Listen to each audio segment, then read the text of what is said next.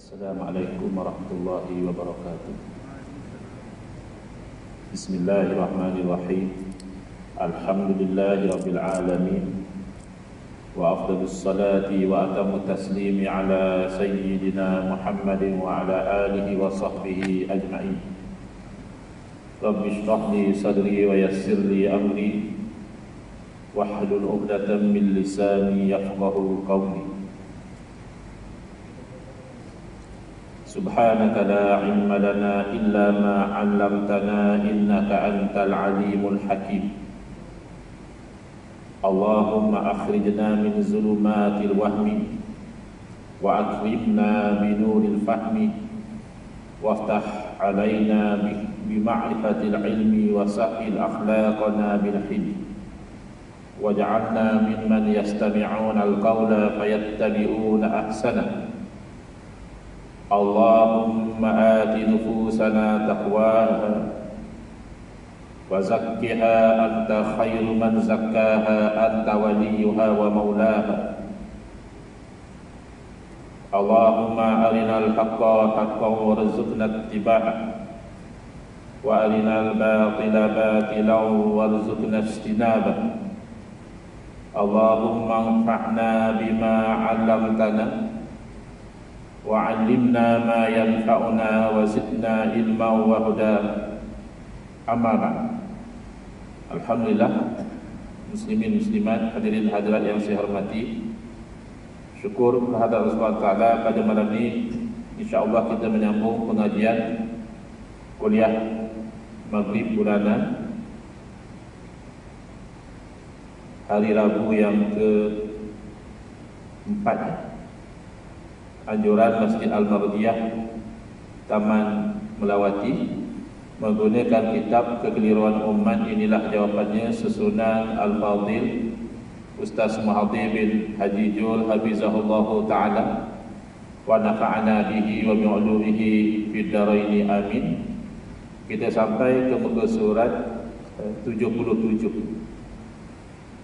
Masih lagi berkaitan kekeliruan yang berkaitan dengan akidah, yang mana Al-Fadhil Ustaz Mahathir bincangkan di sini bagaimana ada umat Islam menyesatkan bahkan mengkafirkan golongan Asy'ariyah Maturidiyah, iaitu ulama-ulama umat Islam yang mengikut manhaj Al-Imam Abu Hasan Al-Asy'ari dan Al-Imam Abu Mansur Al-Maturidi rahmatullah alaihima, yang mana merupakan majoriti umat Islam.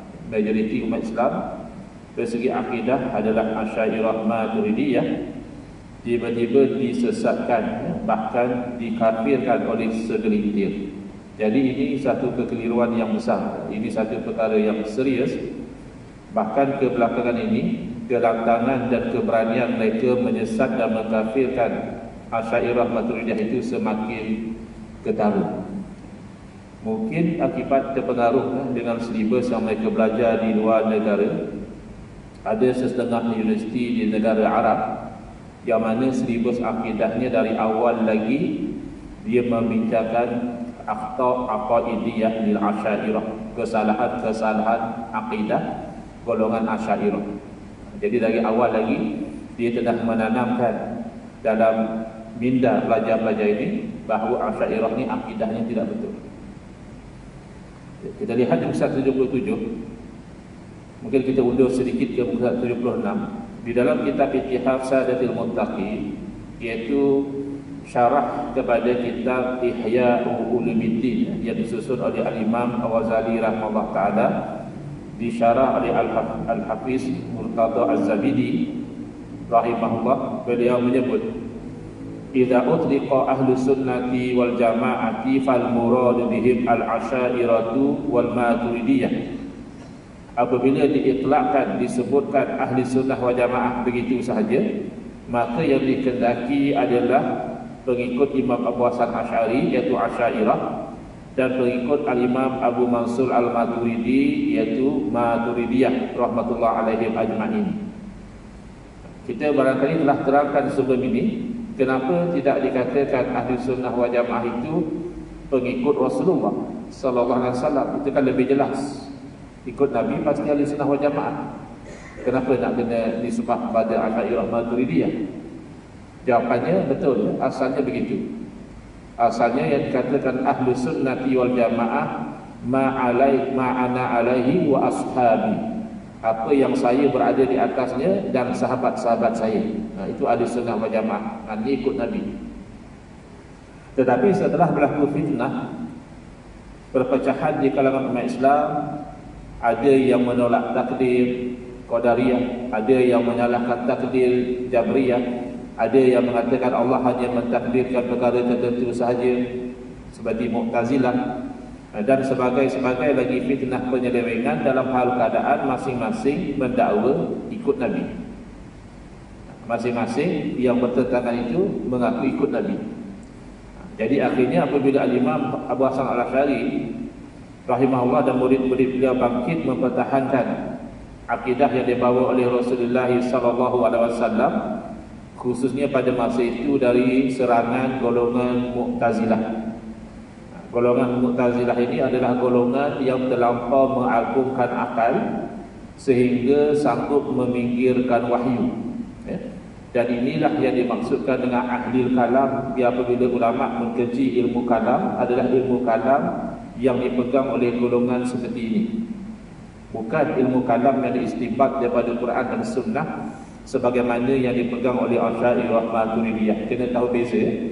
Sebab di zaman kita ni ada ustaz-ustaz, ada doktor-doktor PhD yang menghina ilmu kalam dengan memetik kritikan-kritikan ulama silam terhadap ilmu kalam ini tanpa dia tahu ilmu kalam yang bagaimana yang dikritik oleh ulama-ulama silam. Bukan ilmu kalam dalam pegangan Asy'ariyah, tidak, tapi ilmu kalam Mu'tazilah, yang mana oleh kerana mereka itu kononnya menggunakan logik akal, akhirnya mereka menafikan perkara yang jelas di dalam Al-Quran dan Sunnah, seperti bahawa kita ini nanti orang Islam yang masuk syurga akan melihat Allah Subhanahu Wa Taala dari akhirat.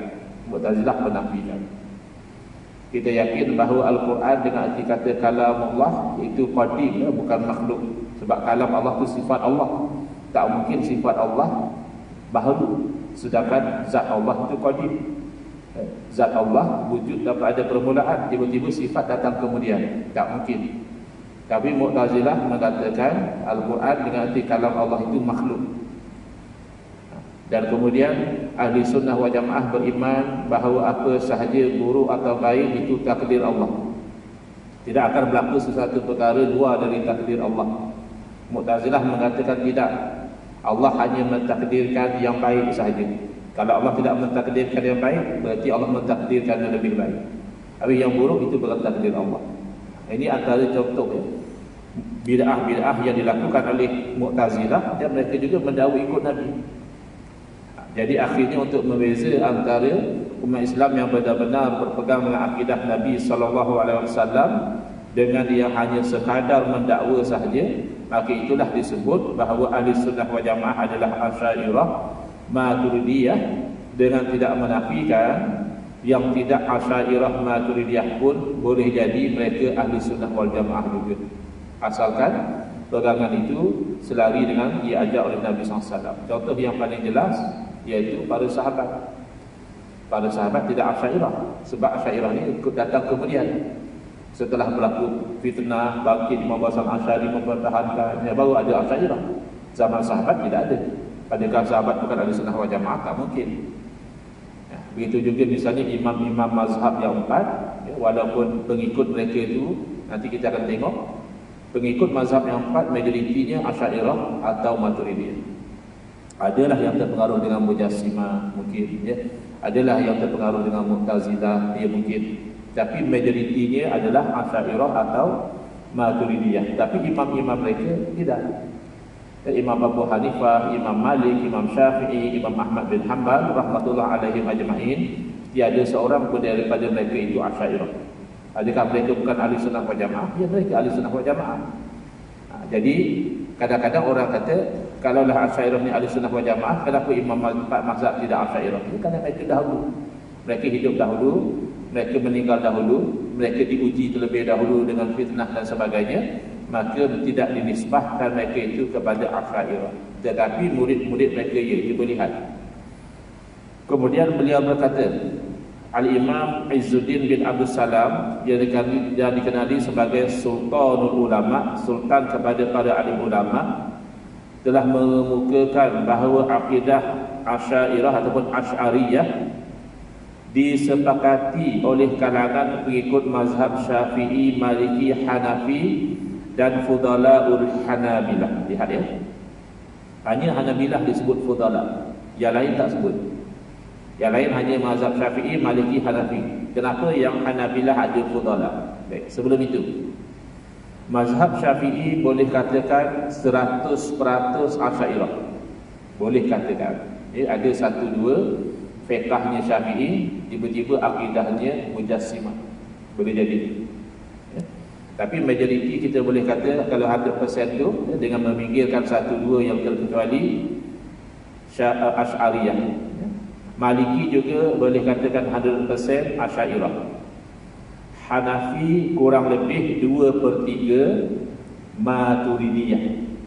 Maknanya banyak ikut Imam Abu Mansur Maturidi, tapi masih dalam konteks Ahlussunnah wal Jamaah 1/3 Asy'ariyah. Sementara Hanabilah terpecah kepada dua, atau kita boleh katakan tiga. Satu yang berpegang dengan tanzih, itulah Asy'ariyah. Satu yang terjerumus di dalam tashbih, iaitu disebut Hasyawiyah. Dia hasyi.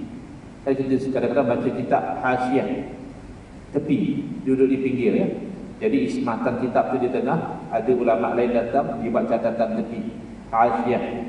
Jadi Hasyawiyah ni golongan ulama Hanabilah yang terpinggir daripada sudut pegangan mereka itu, tidak menjadi ikutan ya. Sementara Fudala daripada fadlun, kelebihan, kan kita sebut sahibul fadilah. Dijemput sahibul fadilah datang ke depan macam tu kan. Jadi Fudala ni maknanya ulama-ulama Hanabilah yang berkelebihan, yang terkemuka, yang menjadi ikutan, mereka adalah Asy'ariyah. Tapi tidak dirafikan. Sebab tu sekarang ni jadi keliru. Dia bawa akidah Allah duduk atas arasy, Allah ada tangan, Allah ada muka tu. Dia kata kami ikut mazhab Hambali. Memang dari dulu lagi Hanabilah ni terpecah begitu. Tetapi setelah ramai ulama Hanabilah ni bergaul dengan ulama-ulama mazhab yang lain, maka lama-kelamaan bid'ah tasybih ni makin berkurangan. Mereka sudah nampak kebatilan memahami ayat mutasyabihat dengan makna yang zahir, yang tidak layak dengan Allah tu batil. Lalu sudah hampir pupus fahaman tasybih di kalangan ulama-ulama Hanabilah, sehinggalah dihidupkan semula oleh Al-Imam Ibn Taymiyah. Al-Imam Ibn Taymiyah itu orang yang berjasa menghidupkan balik fahaman tasybih di kalangan ulama Hanabilah. Kemudian dimatikan lagi oleh ulama-ulama yang lain dan dihidupkan semula oleh Syekh Muhammad bin Abdul Wahhab, ya, pengasas gerakan Wahabi yang sangat mengidolakan Al-Imam Ibn Taymiyah. Ya, Al-Imam Ibn Taymiyah bukan Wahabi. Beliau hidup ratusan tahun sebelum wujudnya gerakan Wahabi. Tak mungkinlah beliau Wahabi. Tapi beliau ada kaitan dengan pahaman Wahabi daripada sudut beliau ini dianggap sebagai ulama yang menjadi ikutan, yang jarang sekali fatwa beliau itu tidak diikut oleh golongan ini. Jadi majoriti ulama mazhab 4 Asy'ariyah ataupun Maturidiyah, ada sedikit di kalangan Hambali yang terpengaruh dengan Musyabbihah ataupun Mujassimah. Al-Imam Al-Habib Abdullah bin Alawi Al-Haddad rahimahullah ta'ala, yang digelar sebagai Kutubul Irsyad. Beliau ni ulama besar dari Yaman, yang mana terkenal dengan kitab An-Nasaih Ad-Diniyah wal Wasaya Al-Imaniyah, nasihat-nasihat agama dan wasiat-wasiat keimanan, diterjemahkan dalam berbagai bahasa Inggeris, bahasa Perancis, bahasa Jerman, bahasa Melayu dan sebagainya. Tapi ini dalam kitab lain, Risalatul Mu'awanah, risalah pada tolong-menolong, menyebutkan bahawa metodologi Al-Firqatun Najiyah. Apa dia Al-Firqatun Najiyah? Firqah ni asalnya pecahan. Sataftariku ummati akan berpecah umat aku ila salah sab'ina firqah, kepada 73 pecahan ataupun millah jalan, kulluhum finnar, semuanya itu akan masuk neraka waliyazubillah illa wahidah, kecuali satu. Mana ada satu yang najiyah, yang selamat. Lalu para sahabat bertanya, golongan yang selamat ini siapa? Dalam satu riwayat Nabi SAW menjawab, al-jamaah. Jadi hati-hati ya dengan da'yah golongan yang mengatakan tak apalah, pegangan kita minoriti ya, kita sedikit pun tak apa, kita tu betul, kita tu ghuraba. Fatuba lil ghuraba, dalam hadis Nabi SAW bersabda, beruntunglah golongan yang asing, yang dagang, yang tidak ramai. Dia salah faham hadis itu. Hadis fatuba lil ghuraba tidak menyuruh kita itu meninggalkan jemaah umat Islam. Dalam hadis yang lain Nabi SAW berpesan, alaikum bil jamaah, wajib kamu itu berserta dengan jamaah umat Islam. Wa man syadda syadda ilan nar, barang siapa yang ganjil pegangannya daripada jamaah umat Islam, nanti dia akan terasing ke dalam neraka, waliyazubillah. Jadi apa ciri al-firqatun najiyah, golongan yang selamat, supaya kita dapat ikut? Itu tujuan kita mengaji ni. Kan kita mengaji firqatun najiyah ini nak cakap kamu sesat, kamu sesat, kamu sesat, tidak. Cuma kita nak kenal pasti ciri-ciri yang selamat dan kita nak berpegang adalah golongan ahli sunnati wal jamaah, dan ciri-ciri ini ada pada golongan al-asyairah yang dinisbah kepada Imam Abu Hasan al-Asy'ari, meninggal dunia pada tahun 324 Hijriah. Tengok, Al-Imam Abu Hasan al-Asy'ari, beliau lahir pada tahun 200 lebih ya. Kerana Imam Syafi'i rahimahullah ta'ala meninggal 204 Hijriah, sangat hampir dengan zaman salaf. Tapi ada ustaz-ustaz sekarang dia keliru. Bila dia kata ikut salaf, siapa yang dibilang sebagai salaf? Pertama dia kata ulama salaf ialah Imam Ahmad bin Hanbal rahimahullah ta'ala, yang itu betul. Bila dia kata Imam Ahmad itu ulama salaf, betul. Dia Imam Syafi'i, Imam Malik, Imam Abu Hanifah, ini semua ulama salaf. Kemudian dia kata yang kedua ulama salaf adalah Al-Imam Ibn Taymiyah. Itu sudah tidak betul. Al-Imam Ibn Taymiyah tidak termasuk dalam ulama salaf. Beliau hidup pada kurun ke-8 Hijriah, iaitu tahun 700 sekian-sekian Hijriah. Tiba-tiba Imam Abu Hasan al-Asy'ari dikatakan khalaf, Imam Ibn Taymiyah pun diangkat sebagai salaf. Ini sudah terbalik kot. Ikutlah definisi mana pun. Pertama, kalau tabi'in sebut salaf, itu bermakna sahabat Nabi. Kana salafuna, dulu salaf kami begini. Siapa yang cakap benda tu? Tabi'in. Oh, maknanya salaf di situ berarti sahabat Nabi. Ataupun salaf boleh berarti sahabat dan tabi'in ya, kalau tabi'in yang bercerita. Yang masyhur, salaf merangkumi 3 generasi terbaik umat Islam. Khairul quruni qarni, sebaik-baik kurun generasi itu adalah kurun saya, sahabat Nabi. Tsummal ladzina yalunahum, kemudian yang selepas daripada mereka iaitu tabi'in. Tsummal ladzina yalunahum, kemudian yang selepas daripada mereka iaitu tabi'in. Ini yang paling masyhur. Dia kata salaf iaitu 3 generasi umat Islam yang pertama.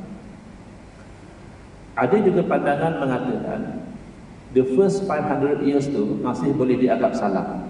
500 tahun pertama selepas Nabi SAW itu masih boleh dianggap salaf.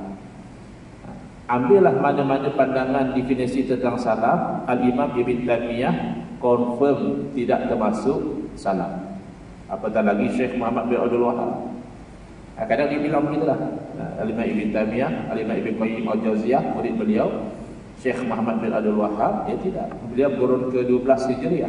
Kalau Imam Ibn Taymiyah kurun ke-8, Syekh Abdul Wahab lagi jauh, 400 tahun kemudian. Kemudian masuk juga nama Syekh Ibn Utsaimin, Syekh Ibn Baz, dan seumpama-seumpama dengannya. Itu lagi tak betul lah. Syekh Ibn Utsaimin itu sezaman dengan kita. Walaupun telah meninggal dunia, dia sezaman dengan kita. Mana kalau beliau salah, kita pun salah juga lah. Ini kekeliruan yang tersebar dalam masyarakat, termasuk di kalangan ustaz. Saya kata ini sebab saya pernah dengar ustaz berceramah di surau, dia explain salah begitu. Jadi saya terkejut dengan penerangan beliau yang sangat keliru. Tidak ada antara yang disebutkan tadi salaf kecuali Imam Ahmad bin Hanbal rahimahullah ta'ala. Beliau telah menyusun kaedah ahlul haq. Tengok, peranan Imam Hasan Asy'ari bukan bawa akidah baru. Tak boleh bawa akidah baru. Mana-mana akidah baru artinya bid'ah dalam akidah. Bid'ah dalam akidah artinya sesat. Akidah mesti wajib sama seperti akidah Nabi sallallahu alaihi wasallam, bahkan akidah tidak pernah berubah semenjak daripada zaman Nabi Adam alaihi salam. Walaupun syariat mungkin antara seorang rasul syariatnya berbeza dengan rasul yang lain, itu mungkin. Tetapi kalau dalam akidah tak mungkin seorang rasul berakidah lain daripada rasul yang lain. Akidah mesti sama. Daripada zaman Nabi Adam alaihi salam sehinggalah ke hari kiamat, akidah yang sahihah, akidah sebenar tidak pernah berubah. Maka peranan ulama ini hanya menyusun supaya berstrategi mendepani cabaran-cabaran. Macam sifat 20. Ada kata apa lah belajar sifat 20 ya. Saya ada dengar satu ustaz daripada Penang. Dia kata kalau hampa tengok di masjid orang nak mengajak sifat 20, hampa start motor pergi pasar malam. Hampa congit apa dia? Hampa congit pergi pasar malam. La ilaha illallah. Orang nak mengajak akidah dia suruh belah pergi pasar malam. Kenapa? Kerana dia anggap sifat 20 ni sesat. Tak ada zaman Nabi. Betul ke sifat 20 tak ada zaman Nabi? Yang tak ada zaman Nabi penyusunan ilmu sifat 20. Sifat 20 pasti ada. Bukan saja zaman Nabi Muhammad SAW. Zaman Nabi Adam, adakah umat Islam tidak percaya Allah wujud? Allah wujud tanpa ada permulaan. Allah wujud tidak akan binasa. Allah tidak sama seperti makhluk, makhluk tidak sama seperti Allah. Allah tidak berhajat kepada makhluk. Allah Maha Esa, Allah Maha Hidup.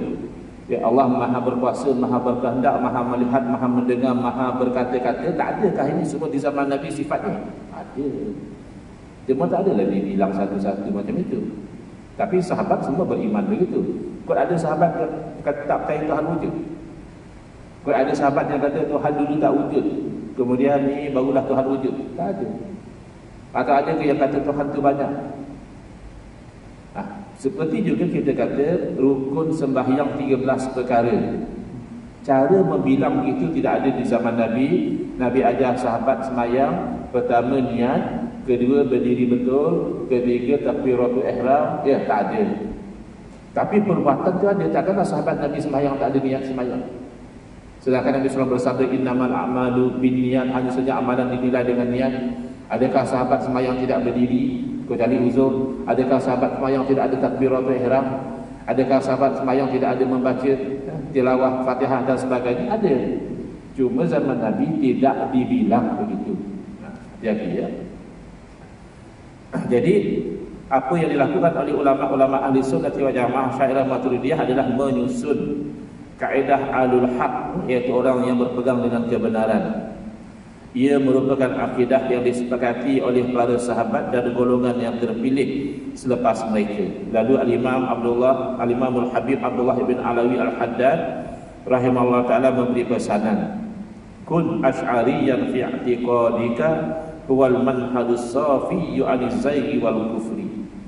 Jadilah engkau dalam bab akidah tu asy'ari. Ikut manhaj asy'ari. Ia adalah jalan yang bersih daripada kesesatan dan kekufuran. Kalau tolak asy'ari dari segi akidah kita bimbang jadi sesat. Contoh, dalam bab memahami ayat mutasyabihat, Asy'ariyah menggunakan metode takwil. Mana ayat mutasyabihat itu maknanya itu dialihkan. Jadi kata mereka, saya tak mau ikut Asy'ariyah. Dalam bab akidah saya nak ikut Quran dan Sunnah. Saya ikut akidah salaf. Salaf tidak takwil. Dia kena faham ya. Salaf tidak takwil itu apa makna dia? Kalau tak dia akan jadi keliru. Sebenarnya salaf dan khalaf yang penting dia itu ahli sunnah wal jamaah, bukan golongan yang menyeleweng. Sama berpegang dalam akidah ini tanzih. Apa makna tanzih? Mensucikan Allah Ta'ala daripada sebarang kekurangan. Tak mungkinlah kalau Allah itu kurang. Allah lupa, ya Allah penat, Allah mengantuk. Ya, tak mungkin. Sebarang kekurangan mustahil ada pada Allah. Dia masuk Allah berat, itu kekurangan. Kalau nisbah pada manusia, beranak tu satu kelebihan. Bahkan kalau tak beranak tu satu kekurangan, ya. Berobat sana, berobat sini nak dapat anak, ya. Kadang dibeli oleh kawan-kawan, ya. Kahwin dah lama tak dapat anak, satu kekurangan. Nisbah pada Tuhan, anak tu kurang. Sebab anak berarti syirik. Kalau ada syirik, pada Tuhan tu kurang. Tuhan sepatutnya berkuasa mutlak. Tiba-tiba ada Tuhan lain. Ada anak Tuhan, ada anak Tuhan, ada cucu Tuhan, ada cicit Tuhan. Ini tak mungkin. Maka tanzih itu bagaimana caranya? Cara mentadbirkan tanzih itu sahaja yang berbeza. Antara salaf dan khalaf ada perbezaan dalam mempertahankan tanzih. Iaitu bila pergi pada ayat mutasyabihat, salaf kebanyakannya tahfid. Tahfid makna serah bulat-bulat kepada Allah Ta'ala. Ini sebenarnya takwil. Tahfid ini sejenis takwil, tapi takwil yang secara umum, ijmali. Sementara khalaf ramai menggunakan takwil tafsili. Dia alih kepada makna tertentu, dan itu juga jalan sebab sebahagian salaf. Kalau kata salaf tak takwil, tak betul. Ada saja salaf yang takwil secara tafsili. Misalnya, yauma yukshafu ansaq, hari yang disingkapkan daripada betis. Ya, kalau nak faham zahir, Allah ada betis. Hari akhirat besok Allah singkap betis. Jadi itu kan fahaman yang batil. Anggota badan ke Allah itu batil. Lalu Sayyidina Abdullah bin Abbas radhiyallahu anhu, sahabat Nabi, sepupu Nabi, digelar turjuman zikri, berterjemah kepada Al-Quran. Berkat doa daripada Nabi SAW supaya alimut ta'wil. Ya Allah, ajarlah kepada Abdullah bin Abbas ni ta'wil, yakni tafsir Al-Quran. Lalu beliau mengatakan, maksud yauma yukshafu ansaq, hari yang disingkapkan daripada betis adalah hari yang bersangatan kegentingannya, syiddah, menunjukkan kedahsyatan. Itu orang Melayu pun ada istilah macam tu. Oh, dia nampak anjing tu terus sisi kain, padahal tak pakai kain pun, pakai seluar pun, mana datang sisi kain tu. Itu adalah gaya bahasa nak bagi tahu dia dah bersedia nak lari. Kan sisi kain tu macam satu kecemasan, kira nak lari, padahal tak pakai kain pun, pakai seluar je. Tak ada sisi pun, seluar tu terus lari je. Tapi itu gaya bahasa. Dan gaya bahasa inilah namanya majaz. Itu dalam uslub bahasa Arab. Dan oleh kerana Al-Quran bahasa Arab, perlu difahami dengan uslub bahasa Arab, iaitu ada masanya maknanya majazi. Bila pergi pada makna yang metaforikal, itu namanya takwil. Kalau ikut makna hakiki, singkat betis lah. Betis, kat kain singkat betis. Tapi bila disebah pada Allah, itu jadi batil. Sama nasullaha fa nasiyahum, mereka lupa akan Allah, lalu Allah lupa akan mereka. Bolehkah kita kata, oleh kerana saya berpegang dengan Quran dan Sunnah, saya tidak takwil, memang Allah bersifat lupa. Tapi lupa yang layak dengan Allah lah. Ada ke lupa yang layak dengan Allah? Tidak ada ahli tafsir yang menafsirkan fa nasiyahum, Allah lupa dengan lupa yang layak dengan Allah. Semua menafsirkan Allah meninggalkan mereka, tidak peduli pada mereka, lalu Allah azab mereka. Itu tafsiran. Bahkan Allah sendiri menunjukkan bahawa tidak semua perkataan itu dimahami dengan makna zahir. Orang ingat Asy'ariyah ni tolak Quran. Yang pegang Quran Wahabi. Saya ditanya di Melaka, Ustaz, adakah saya jadi kafir kalau saya katakan saya menetapkan istiwa bagi Allah? Saya terkejut dengan soalan itu. Dia tanya, adakah dia jadi kafir kalau dia menetapkan istiwa bagi Allah? Saya kata terbalik. Kalau Tuhan menafikan istiwa, dia boleh jadi kafir. Kalau Tuhan menafikan apa yang ada dalam Quran dan hadis. Rupanya di dalam fikiran dia bayangkan Asy'ariyah tolak istiwa. Asy'ariyah ni tak terima istiwa. Yang terima istiwa Wahabi. Jadi bagus ikut Wahabi. Sebab Wahabi dia ikut sebagaimana Quran dan Sunnah kata. Jadi saya terangkan kepada dia, tidak begitu. Kedua-duanya Asy'ariyah dan Wahabi terima istiwa. Wahabi tidak tolak istiwa, Asy'ariyah juga tidak tolak istiwa. Yang berlaku perbezaan antara dua golongan ini adalah istiwa maknanya apa. Di sisi ahli sunnah wal jamaah, makna pasti layak dengan Allah. Kamu nak ikut metod salah, serah pada Allah, jangan bincang. Tetapkan istiwa, makna serah bulat-bulat pada Allah. Itu namanya tafwid. atau kita terima makna yang tidak bercanggah dengan akidah. Contohnya salah satu makna istawa dari segi bahasa adalah istaula, iaitu menguasai. Maka kalau dikatakan Allah menguasai arasy, adakah bercanggah dengan akidah? Tidak bercanggah. Maka khalaq menerima istawa dengan makna istaula. Tapi nak kata confirm 100% istawa dalam ayat mestilah bermakna istaula, tidak. Dan ini salah satu dari makna, tinggal lagi kita boleh terima kerana tidak bercanggah dengan akidah. Tapi kalau istawa dimaknakan duduk, kalau istawa dimaknakan bertempat, maka itu batil. Sama macam Nasrullah hafadnya sahum tadi. Kalau ikut zahir, lupa je lupa lah. Maknanya Allah tak ingat. Tapi tak ingat yang layak dengan Allah lah. Mana dia tak ingat yang layak dengan Allah? Sebab itu dalam hadis qudsi, hadis sahih riwayat Imam Bukhari, Allah berfirman kepada anak Adam, ya benar Adam, maritu falam ta'udni. Wahai anak Adam, dulu aku pernah sakit, kau tak datang pun ziarah padaku. Itu macam mana? Kita nak kata Allah pun sakit, tapi sakit yang layak dengan Allah. Adakah sakit yang layak dengan Allah? Jadi anak Adam tu tanya, bagaimana ya Allah aku ziarahkan kamu sedangkan kamu Tuhan sekian alam? Lalu Allah takwil, Allah alih pada makna zahir, aku sakit, makna Allah sakit, kepada hamba aku sakit. Maridu abdi, hamba aku yang sakit, kau tidak pergi ziarah. Kalau kau ziarah dia, nescaya kau dapati aku berada di sisinya. Itu macam mana? Kalau nak faham zahir, maka Allah tidak bertempat di arasy, Allah bertempat di rumah sakit. Berdasarkan hadis sahih, ya. Kalau kamu ziarah dia, nescaya kamu mendapati aku berada di sisinya. Terpaksa tak boleh. Bukan berada dengan makna zat, tapi berada dengan hampirnya rahmat kepada orang sakit. Sebab tu tidak jarang orang bila sakit dia berubah jadi baik. Kalau dia sabar, kalau dia redha, dia berubah jadi baik. Jadi ini pesanan Al-Habib Abdullah bin Al-Haddad rahimahullah ta'ala. Next insyaAllah di episode 78 kita lihat jasa para ulama' di kalangan Asy'ariyah. Orang yang misalkan Asy'ariyah ni memang tak malu lah. Dia tidak akan dapat agamanya, ilmu hadis ke ilmu tafsir ke, melainkan melalui ulama' Asy'ariyah. Tiba-tiba dengan muka tak malu dia menyesatkan Asy'ariyah.